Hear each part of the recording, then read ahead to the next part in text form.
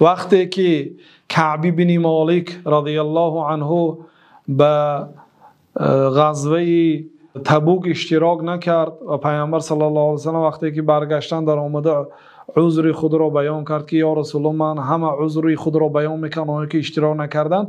حضرت کعب گفت که یا رسول الله من یگان عذری نداشتم، من اگر در نزد یگان پادشاه یا امیری از امیران دنیا میشدم لقد اعطیت جدلا، من یک انسانی است که سخندان هستم، بسیار صاحب جدل و مناقشه هستم، من از آنجا به یک اسلوب برآمده می رفتم، یعنی خودم را سفید کرده می تونستم. لیکن شما که پیغمبر هستید، اگر من امروز در نزد شما سخن دروغ گویم و از نزد شما خلاص خورم، فردا الله تعالی وحی می فرارد و مرا سخنم دروغ بودنش رو به شما خبر میدهد. بنابراین من امروز دیگه چاره ای ندارم، در نزد شما سخنی راست میگویم.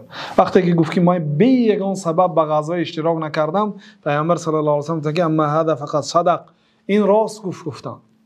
بعد صحابگان کرام را منع کردند که یگان انسان همراهی کعب بن مالک سخن نکند، سلام علیک نکند، رفت و آمد نکند. حتی همسرانی اینها را منع کردند از نزدیک شدن به اینها و خدمت اینها. 50 روز در زمین میگوید کعب بن مالک مانند شتور عجرب میگشتیم.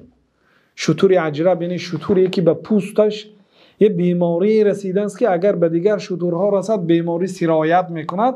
بعد مردم این شتور را دفع میکردن، سور میکردن از نزد خودشون که تا اینکه به مردم هم نرسد و به شتورها هم آمیخته نشود، تا اینکه بیماری پهن شود. مانند شتور عجرب بودم. خیلی که الله تعالی ما را در قرآن وصف کرد و علی الثلاثه الذين خلفوا حتى اذا ضاقت عليهم الارض. الله تعالی میگه که زمین با وجودی وسیعیش برای آنها تنگی کرد. ضاقت علیهم الارض بما رحبت، زمین با وجودی وسیعیش برای اینها تنگی کرد. و ضاقت علیهم انفسهم، نفسهایشان برایشان تنگی کرد.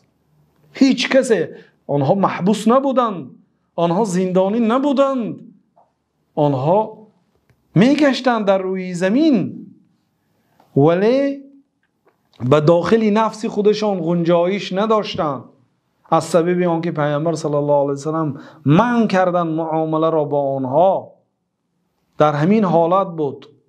میگوید یگانه شخصیتی که از من باید روی نمیگرداند این پسر عمکم هست. محبوب ترین شخص برای من پسر عمکم بود و او مرا خیلی دوست می داشت. بنابراین من 100% باوری کامل داشتم که یگانه شخصی که مرا در این حالت تنها نمیگذارد این پسر عمکم است. بعد به نزد پسر عمکم رفتم، به باغش رفتم که در باغش کار میکرد.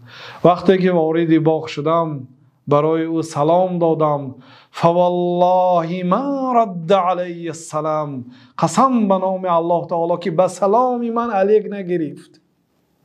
برای چی؟